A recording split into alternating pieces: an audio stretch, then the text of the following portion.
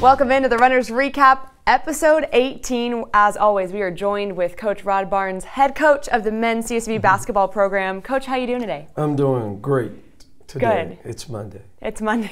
Mondays are always a little wild for everyone, I could say for myself, but we're doing okay. We're doing great. Okay, well, get into last week. So in a matter of a week, yes, the Runners lost 3 straight home games, slipped there in the WAC rankings. So where are the emotions heading into this week? I'm sure looking to try to bounce back into the win column. Well, it's a lot of bad that happened in a really short period of time. I thought we got better from one week to the next, but obviously you always want to win and get better. I think our team realized that we've got a team that can compete. That we played against the top 2 teams in our league as far as ranking goes, and had a chance to win both games, and then we went into overtime against Rio Grande Valley. So obviously we're hurt, disappointed. That's part of the game, but also I think there's some light at the end of the tunnel, realizing that there's no one in our league that we can't beat, especially when the goal has always been to get to the WAC tournament and win it. So we've got some work to do. We got some improvement to do, but we found out a lot about ourselves, a lot of good, but we also found out some bad things that we've got to improve on. So it was a productive week from the standpoint of getting better, but a horrendous week when you're talking about losing 3 home games. Yeah, I'm sure that was tough, and seeing tough opponents back-to-back isn't always the easiest task for anyone. Yeah. So before we dive into more of the specifics of the game, let's first talk about New Mexico State. So that game was always going to be a tough one for you guys, but obviously at the end here, you're going to see that Jarkel Joyner, he would make the bucket that seemed like, hey, maybe seal the deal, but there's still some time on the clock. So, Coach, as we watch this here, things are feeling good, but obviously still time. You don't want the Aggies to get up court. They're able to. They find an open. Queen hits the 3 at the buzzer.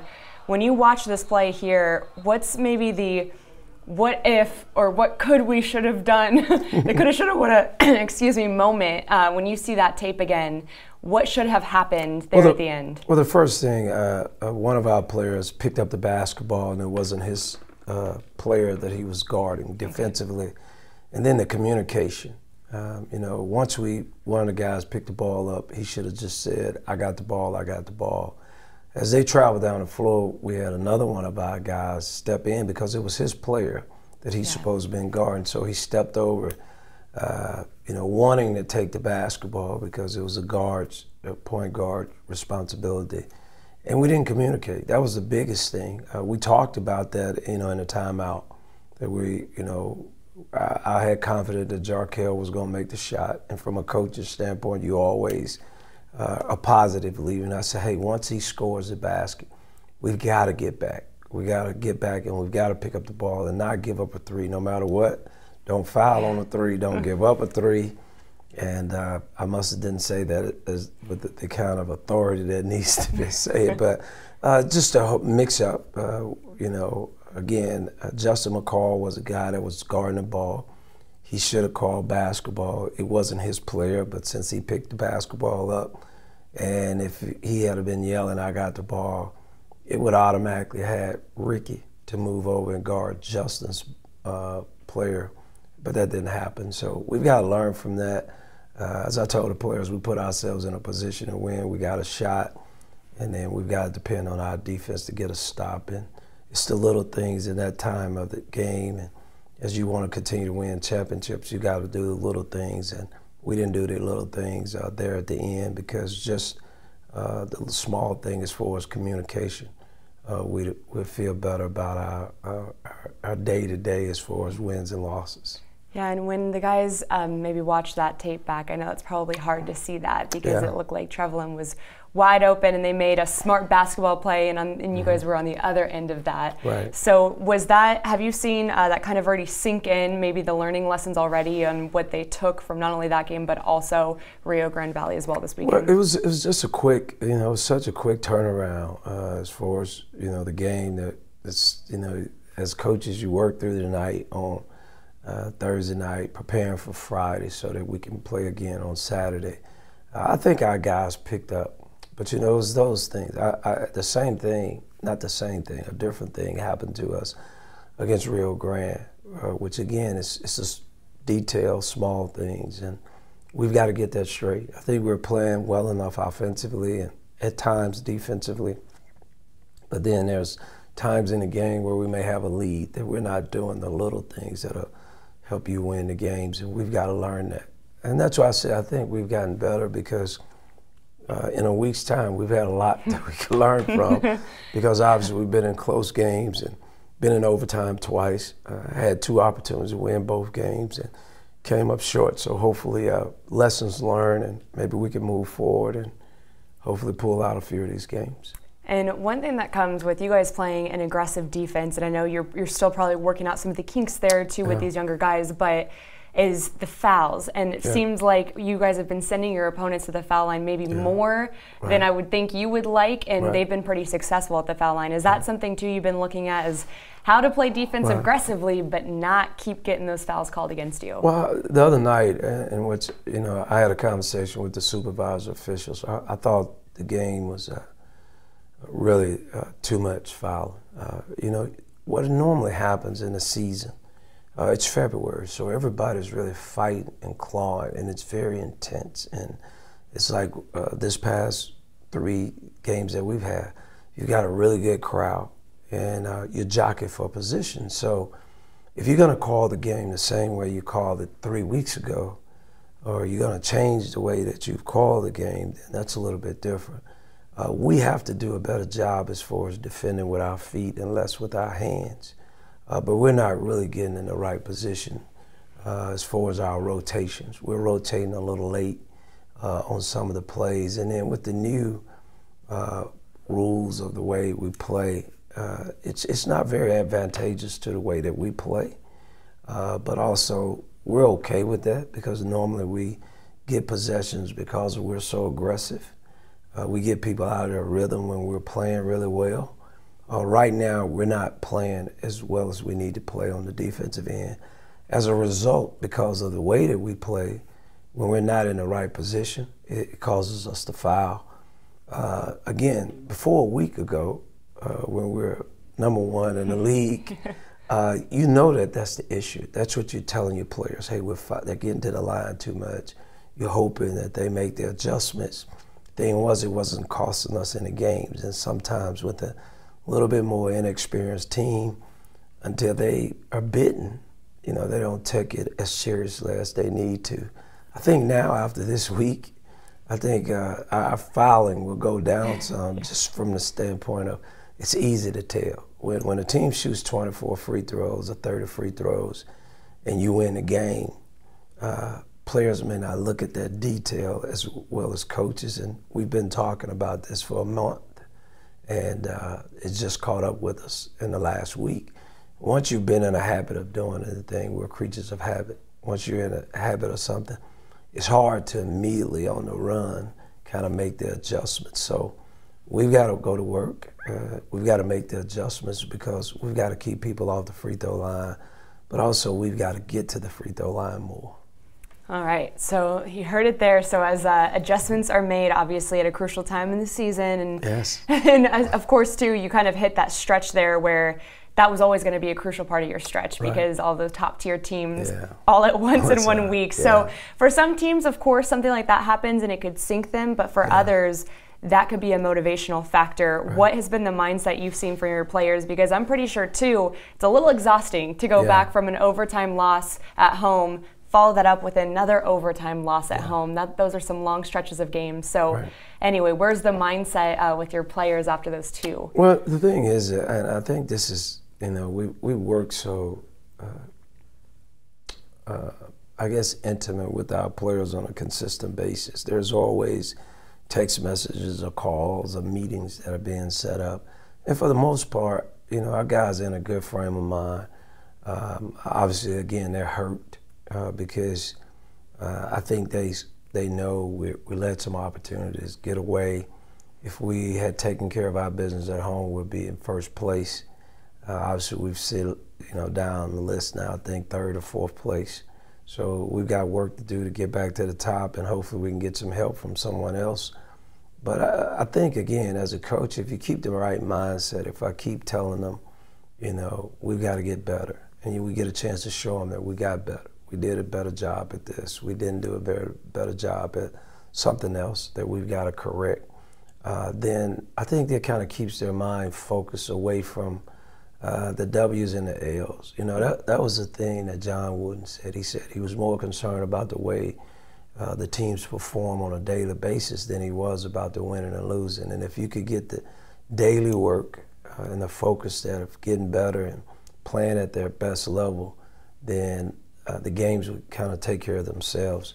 We haven't gotten to that point quite yet that we understand as a group overall the urgency, the details that we need to deal with in practice, and we keep harping on that, but it's just part of maturing and the process of getting better.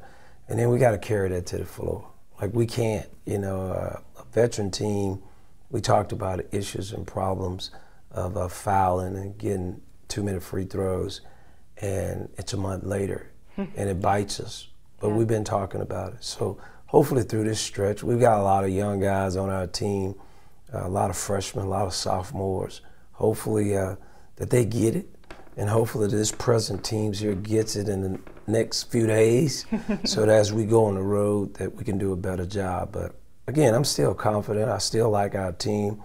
I'm still excited about the rest of the season, and I just think sometimes you take some bumps and bruises, and again, it's a learning process, and again, you like to learn with wins, but if it takes losing to learn and get better, we'll have to accept that. Yeah, so the mental test gets real now. Yeah. How does the team bounce back, and how do they bounce back on the road? Yeah. Well, now you're facing 2 teams that you beat previously in the season, so starting out with Chicago State and then finishing up at Kansas City. So we got to start with the Kansas City game. That was a buzzer, well, I guess not really a buzzer beater win, but that came down to the end here. You're going to see Jarkel puts the ball up and play.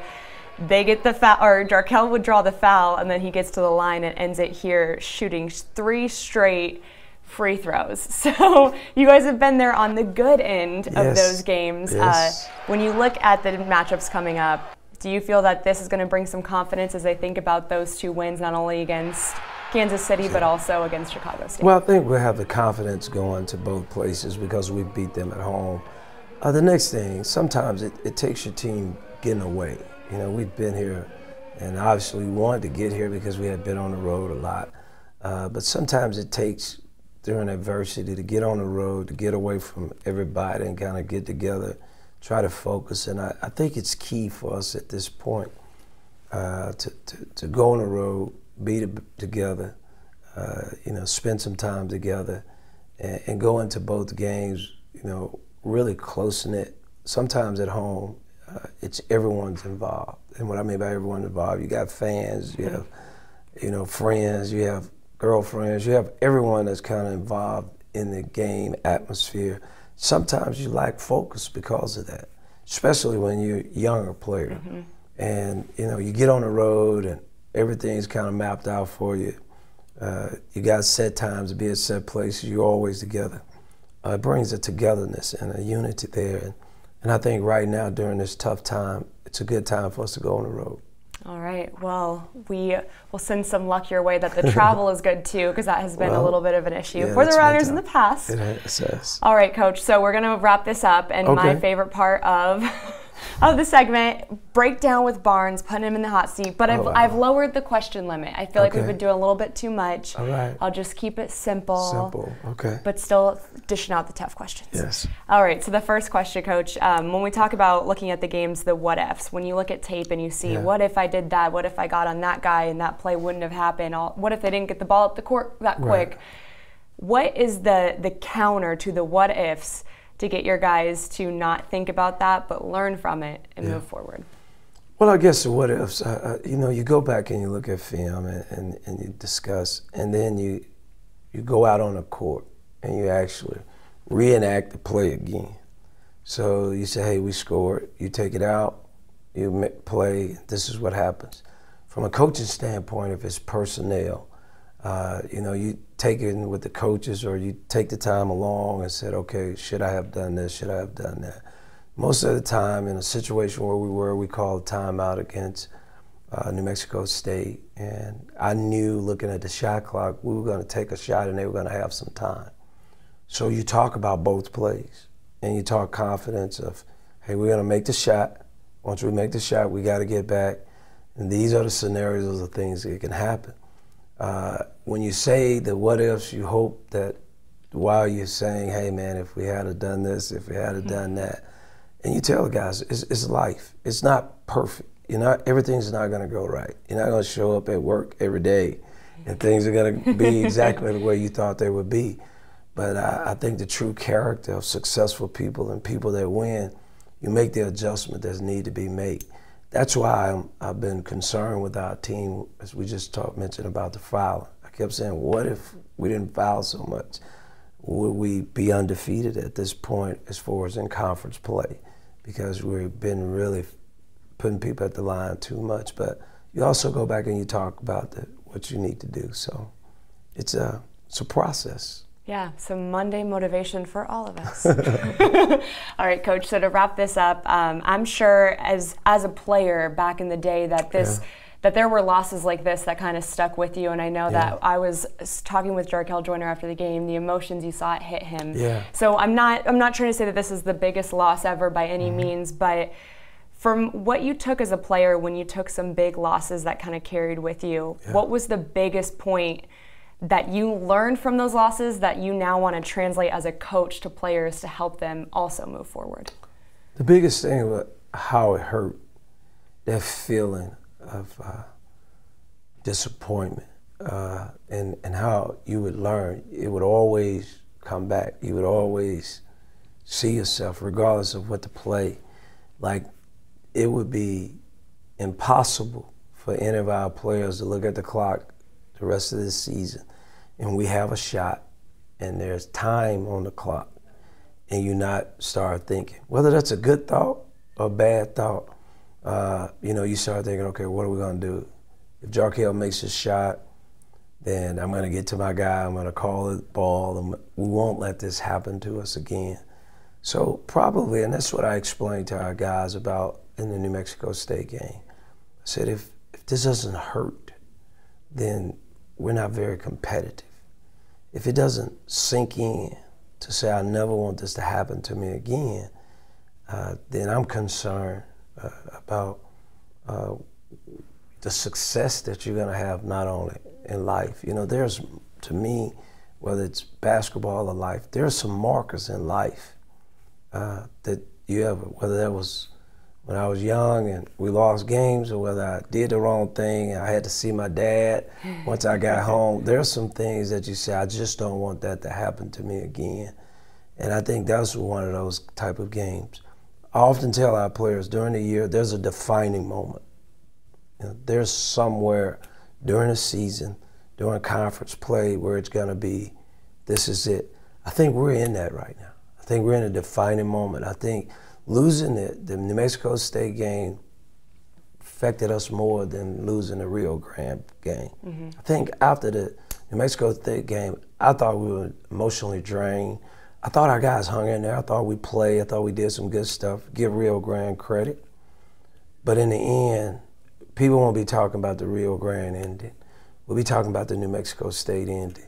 And that's a defining moment. So how we bounce back this week and next week will show the character of our team. And as a coach or a parent, that's what you get excited about, because that's what we're trying to do. We're trying to mature young men into being adults. And we're trying to learn life lessons, and we're trying to win basketball games. So I think we've learned from this, but we'll see this week how our team responds to kind of talk about where we should be when we meet again, we're on the show again, to say what kind of character we have. All right, so quick hot take. Winning obviously feels good, but losing in a stretch like that, is that more motivation to do better at the end of the season? It is. I think that the fact of, you can lose confidence, and I don't want that to happen to our team, and that's what we've got to work against. But it really stings So it really gets you a lot of time back to the basics. It gets you also to really paying attention to details because they're so important. And that helps because sometimes during a season, you kind of do the same thing as over and over. And it kind of become routine. Okay, we get up, we do this, we practice, we do this, we win, we go home. It's even different for me. I was telling someone the other day, like, we win in Bakersfield.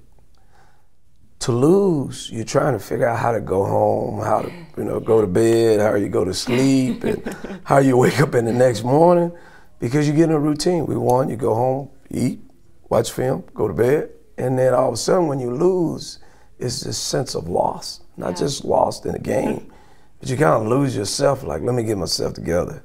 And I had to keep reminding myself on yesterday, it's been a week. We've been a week that we lost 3 games, and get yourself together, and I'm better today and excited because, again, I think we get a chance to grow and learn and see what we got. So. All right, so Coach Barnes has bounced back. Right. We'll see if the team has bounced back. Yes. Obviously, a losing skid can do some good things, so we'll see what happens this week. Can. And thanks, as always, for joining us for Runners Recap. All right, thank you. Yeah, and we will see you all next week for Runners Recap. Thanks so much.